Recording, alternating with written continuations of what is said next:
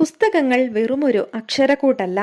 അവ ജീവിതത്തെ മാറ്റിമറിക്കുന്ന വലിയ അനുഭവങ്ങളാണ്. ഓരോ വായനയും നമ്മെ മറ്റൊരാളാക്കി മാറ്റുന്നു. കാലവും ദേശവും കടന്ന് വായനക്കാരനെ ഒരു പുതിയ ലോകത്തേക്ക് കൂട്ടിക്കൊണ്ടുപോകാൻ നല്ലൊരു പുസ്തകത്തിന് കഴിയും. അത്തരത്തിൽ നമ്മുടെ ചിന്തകളെ ഉണർത്തുകയും ഹൃദയത്തെ സ്പർശിക്കുകയും ചെയ്ത ഒരു കൃതിയിലേക്കാണ് ഞാൻ നിങ്ങളുടെ ശ്രദ്ധ ക്ഷണിക്കുന്നത്. സ്വന്തം മണ്ണിൽ നിന്നും വേരുകളറ്റു പോകുന്ന മനുഷ്യരുടെ അതിജീവന പോരാട്ടങ്ങൾ എന്നും നോവലുകളിലെ തീക്ഷ്ണമായ പ്രമേയങ്ങളാണ്. അത്തരത്തിൽ അഭയാർത്ഥി ജീവിതത്തിന്റെ വേദനകളും പ്രതീക്ഷകളും പങ്കുവയ്ക്കുന്ന ഒരു നോവലിന്റെ വിശേഷങ്ങളിലേക്ക് ഏവർക്കും സ്വാഗതം. ഇ സന്തോഷ് കുമാറിന്റെ തപോമയിയുടെ അച്ഛൻ. മലയാള സാഹിത്യത്തിലെ സമകാലിക നോവൽ രംഗത്തെ ഏറ്റവും ശ്രദ്ധേയനായ എഴുത്തുകാരനാണ് ഇ സന്തോഷ് കുമാർ. തൃശൂർ ജില്ലയിൽ ജനിച്ച അദ്ദേഹം തന്റെ വേറിട്ട ആഖ്യാന ശൈലി കൊണ്ടും പ്രമേയങ്ങളുടെ വൈവിധ്യം കൊണ്ടും വായനക്കാരുടെ മനസ്സ് കീഴടക്കിയ പ്രതിഭയാണ്. 2006 ചാവുകളി എന്ന കഥാസമാഹാരത്തിനും 2012 മലയാള നോവൽ സാഹിത്യത്തിലെ നാഴികക്കല്ലായ അന്ധകാരനാഴി എന്ന നോവലിനും കേരള സാഹിത്യ അക്കാദമി അവാർഡുകൾ ലഭിച്ചു.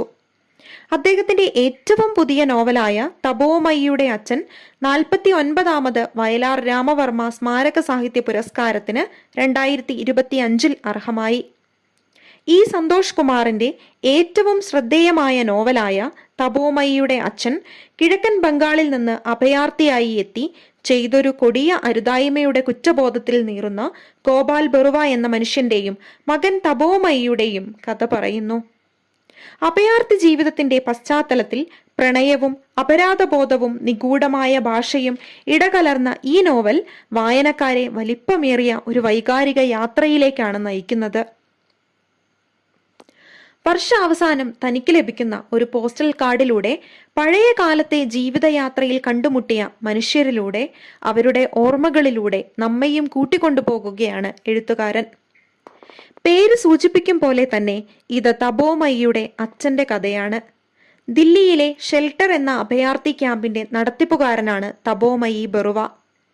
ഒരിക്കൽ ഔദ്യോഗിക ആവശ്യത്തിനായി എഴുത്തുകാരനെ കണ്ടുമുട്ടുന്നതോടുകൂടിയാണ് കഥ ആരംഭിക്കുന്നത്. ആ കണ്ടുമുട്ടൽ പിന്നീട് എത്തി നിൽക്കുന്നത് രഹസ്യ ലിപികൾ എഴുതി സൂക്ഷിക്കുന്ന തപോമയിയുടെ അച്ഛനായ ഗോപാൽ ബറുവയിലേക്കാണ്. അദ്ദേഹം കടന്നുപോകുന്ന മാനസിക വൈകാരിക സംഘർഷങ്ങളിലൂടെ ജീവിതങ്ങളിലൂടെയാണ് ഈ കഥ കടന്നു പോകുന്നതെങ്കിലും നമ്മെ തൊട്ടുപോകുന്ന ഒട്ടനവധി ജീവിതങ്ങളുണ്ട് ഈ നോവലിൽ.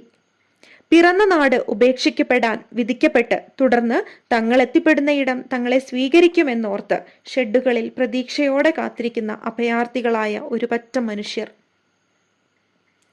കിഴക്കൻ ബംഗാളിൽ നിന്നും ഇന്ത്യയിലേക്ക് പലായനം ചെയ്യേണ്ടി വന്ന ഒരു ബംഗാളി ബുദ്ധിസ്റ്റ് അഭയാർത്ഥി കുടുംബത്തിന്റെ അതിജീവനവും അവർ നേരിടുന്ന വിലാപങ്ങളുമാണ് നോവലിന്റെ പ്രധാന പ്രമേയം. നോവലിലെ ആഖ്യാതാവ് തപോമയി എന്ന പെൺകുട്ടിയെ കണ്ടുമുട്ടുകയും അവളിലൂടെ അവളുടെ വൃദ്ധനായ പിതാവ് ഗോപാൽ ബറുവയിലേക്കും എത്തുകയും ചെയ്യുന്നു. അത്ര എളുപ്പം ആർക്കും പിടിതരാത്ത നിഗൂഢതകൾ നിറഞ്ഞ ഒരു മനുഷ്യനാണ് ഗോപാൽ ബറുവ. തന്റെ കൗമാരകാലത്തെ ഭീതിയും നഷ്ടബോധവും താൻ ചെയ്തുപോയ കൊടിയൊരു അരുതായ്മയുടെ കുറ്റബോധവും അദ്ദേഹം ഒരു ഡയറിയിൽ കുറിച്ചിട്ടിരുന്നു.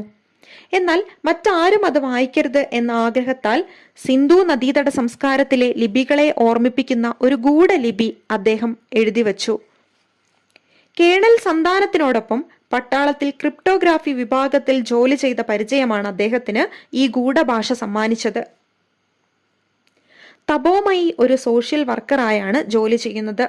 അഭയാർത്ഥികൾക്ക് വേണ്ടിയും വിദ്യാലയങ്ങൾക്ക് വേണ്ടിയുമെല്ലാം അദ്ദേഹത്തിന്റെ പ്രവർത്തനങ്ങൾ വ്യാപിച്ചിരുന്നു. ഒരിക്കൽ ഗോപാൽ ബറുവയുടെ ഡയറി അദ്ദേഹത്തിന് നഷ്ടമാകുന്നു. ഈ ഡയറിയിൽ അമൂല്യമായതെന്തോ അദ്ദേഹം ഒളിപ്പിച്ചിരുന്നു. തുടർന്ന് ഈ ഡയറി കൈമാറി കഥാകൃത്തിന്റെ കയ്യിലെത്തുന്നു. ഗോപാൽ ബറുവ അവസാനമായി പറഞ്ഞു വയ്ക്കുന്നുണ്ട്, എപ്പോഴെങ്കിലും ആ ഡയറി നിങ്ങളുടെ കയ്യിലെത്തിയാൽ അത് കത്തിച്ചു കളയണം. എന്നാൽ നാം അടങ്ങുന്ന മനുഷ്യർക്കുണ്ടാകുന്ന ആകാംക്ഷയുടെ പുറത്ത് അദ്ദേഹം ആ ഡയറി വായിക്കുകയാണ്. കഥാകൃത്ത് ഡയറി വായിച്ചു കഴിയുമ്പോഴാണ് ഗോപാൽ ബറുവ എന്ന മനുഷ്യനെക്കുറിച്ചും അദ്ദേഹം ചെയ്ത കൊടിയൊരു തെറ്റിനെക്കുറിച്ചും മനസ്സിലാക്കുന്നത്. ഒരിക്കലും മോക്ഷം കിട്ടാത്തൊരു പാപമായാണ് ഗോപാൽ ബറുവ ഇതിനെ കാണുന്നത്. ഇപ്പോൾ നിങ്ങൾ ആലോചിക്കുന്നുണ്ടാകും, ഗോപാൽ ബറുവ ചെയ്ത തെറ്റെന്താണെന്ന്. എന്നാൽ അത് നിങ്ങൾ സ്വയം വായിച്ചു മനസ്സിലാക്കുക. ആ ഒരു എക്സൈറ്റ്മെന്റ് നിങ്ങൾക്കുണ്ടായിക്കൊള്ളട്ടെ. ജീവിതത്തിലെ വലിയൊരു പ്രതിസന്ധിയിലും വീണുപോകാതെ നിന്ന കേണൽ സന്താനം, ദുരിതപൂർണമായ ജീവിതത്തിലൂടെ മാത്രം കടന്നുപോയ ജഹാറും പർവീണയും, അങ്ങനെ നാം അറിയാത്ത എത്രയോ ജീവിതങ്ങളുണ്ട്. തപോമയിലെ കുറച്ചു വരികൾ ഇങ്ങനെയാണ്: മനുഷ്യൻ ജീവിതത്തിൽ നിർബന്ധമായും കാണേണ്ട കുറച്ചിടങ്ങൾ ഉണ്ടെന്ന് ഞാൻ പറയും. ഒരു ജയിൽ, മെന്റൽ ഹോസ്പിറ്റൽ, പിന്നെ മാറാരോഗികളെ പരിചരിക്കുന്ന ഒരു വാർഡ്. എവിടെയോ വായിച്ച കാര്യം ഞാൻ അയാളോട് പറഞ്ഞു. മൂന്നും കാണേണ്ടത് തന്നെ. മനുഷ്യന്റെ അഹന്ത കുറയ്ക്കാൻ അത്തരം സന്ദർശനങ്ങൾ സഹായിക്കും. തപോമയി സമ്മതിച്ചു. എന്നാൽ ഇക്കാലത്ത് അതിന്റെ കൂടെ ചേർക്കേണ്ട ഒന്നുകൂടിയുണ്ട്: അഭയാർത്ഥി ക്യാമ്പുകൾ. സ്വന്തം നാട് വിട്ടുപോകുന്ന ഓരോ മനുഷ്യനും പാതി മരിക്കുന്നുവെന്നാണ്. പാതി മൃതദേഹവും ചുമന്നുകൊണ്ടാണ് ഓരോ അഭയാർത്ഥിയും യാത്ര ചെയ്യുന്നത്. ഈ വരികൾ ഒരു ഓർമ്മപ്പെടുത്തലാണ്. നാം കാണാതെ പോകുന്ന ചില മനുഷ്യർക്കു നേരെയുള്ള ഒരു ഓർമ്മപ്പെടുത്തൽ. ലോകത്തിന്റെ നാനാദിക്കിൽ കഴിയുന്ന, ജന്മനാട് ഉപേക്ഷിക്കപ്പെടേണ്ടി വന്ന മനുഷ്യർ.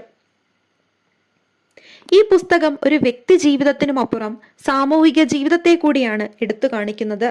ഈ പുസ്തകത്തിൽ കാണുന്ന നിഗൂഢ ലിപികളെ പോലെ തന്നെ എടുത്തു പറയേണ്ട മറ്റൊന്ന് മഴയാണ്. എല്ലായിടത്തും കാണുന്ന നാനാതരം മഴകൾ. ദിവസങ്ങളോളം നീണ്ടു നിൽക്കുന്ന, പേടിപ്പെടുത്തുന്ന, കോപാകുലമായ മഴയെ നാം കണ്ടിട്ടുണ്ടോ എന്ന് കഥാകൃത്ത് നമ്മോട് ചോദിക്കുന്നു.